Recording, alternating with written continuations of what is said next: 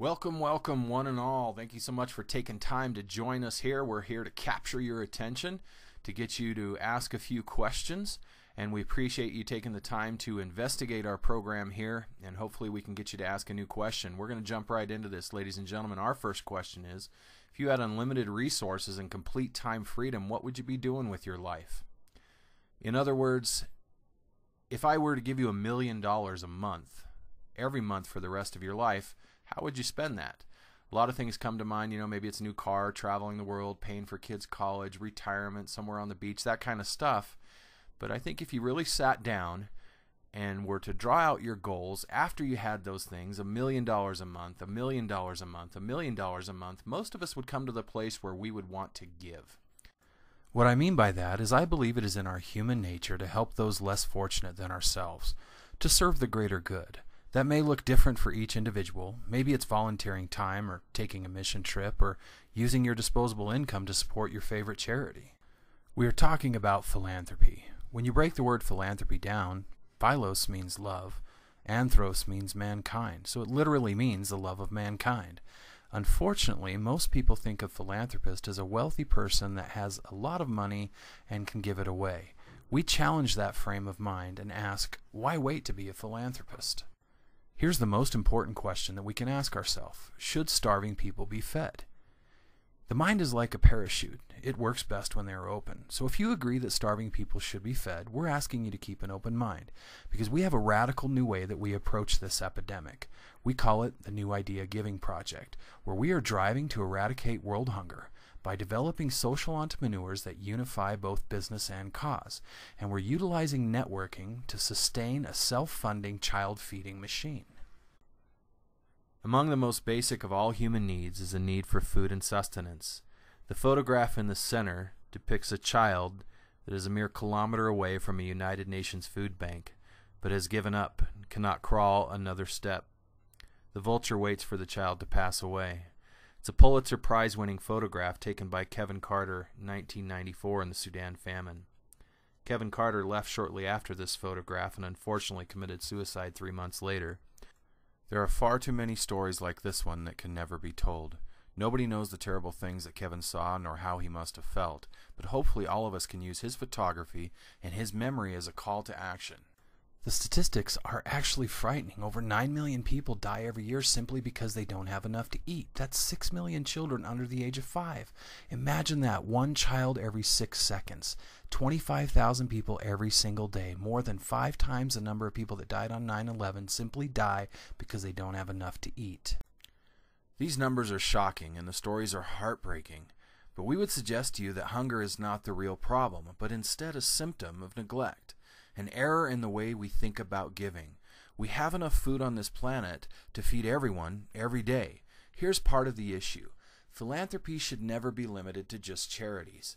And charity should not be limited to a 501c3 not-for-profit organization. And giving should never be limited to a simple tax-deductible donation. We've been trapped in a box in the way we think about giving. As noble as that giving is, and incredible are the efforts of those that are currently feeding people, the fact is 9 million people still die every year. What needs to happen? We need to make giving more attractive. In fact, we need to make giving irresistible. Einstein said the definition of insanity is doing the same thing over and over again, expecting to get different results. We all know the childhood story of the goose and the golden egg. Nearly every single charity focuses on the golden egg, or rather, the money that individuals give them. We feel the focus is better spent on the goose, helping that goose, helping the individual that can give that money. With a focus on the money, or the golden egg, charities are left with very limited control on how much money people donate. Their disposable income. Kind of like, can you spare some change? They study the way people give, they study why they give, even how people give. There are even organizations that specialize in teaching charities how to raise more money. But unfortunately, this model has really only 2 ways to spend their energy and resources. Number 1, increase the amount of money from donors that are already giving to the charity, or number 2, increase the number of donors. Now, we have nothing against this model. Where would we be without the great charities around the world right now? In fact, we want to increase your ability to give back to your favorite charity. We simply feel that the model can be improved and updated for a far better impact on the world. In his book, The 7 Habits of Highly Effective People, Stephen Covey talks about the story of the goose and the golden egg. He describes it as production versus production capability. If you focus on production capability, you'll never have to worry about production.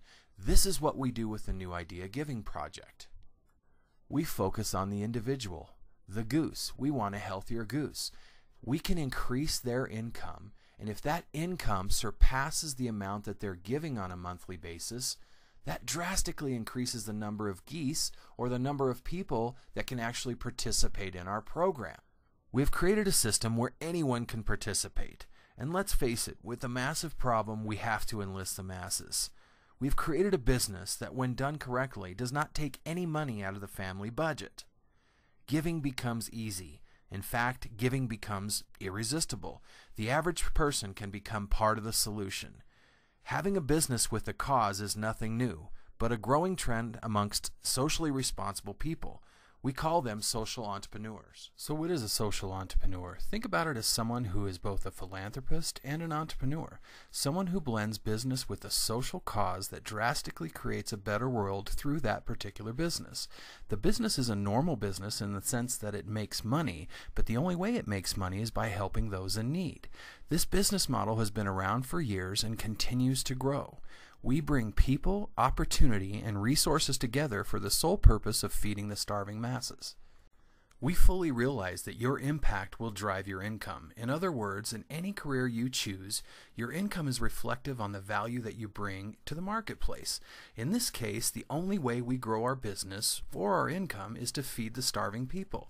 How beautiful is that? This is what gets people so excited when they see our business. On one hand, we are feeding the hungry, but on the other hand, we are directly building the income of the entrepreneur who chooses to work with us. Now, if done correctly, that income can actually outgrow the cost of the meals that are donated every month. This is how we make giving so easy, so irresistible. If providing meals for the poor and starving did not end up taking any money out of your household budget, wouldn't you want to join in and feed the starving masses? To sum up step 1, realize this. The United Nations Food and Agriculture Organization says we produce more than enough food for every man, woman, and child on the planet. Despite the noble efforts of hard-working not-for-profit organizations, 9 million people still die every year. Thousands upon thousands of charities hard at work, and they still fall short. How do we fix hunger? In the simplest terms, food fixes hunger. Where does food come from? If you don't live where food grows or have the ability to grow it yourself, then it takes money. Money in terms of providing for the poor and hungry comes from donors. Donors, of course, get their money from their very own income. This is how we are different. If hunger is a symptom of the problem, then why not attack the problem? In other words, if people don't think they have enough money to give, then let's help them earn more money. Like the goose and the golden egg, we need to quit focusing on what the goose can give and instead focusing on helping the goose stay healthy. In our terms, healthy finances means healthy giving. In step 2, we will introduce the system that is already in place. It's already working and waiting for more socially responsible people to jump in and make it grow.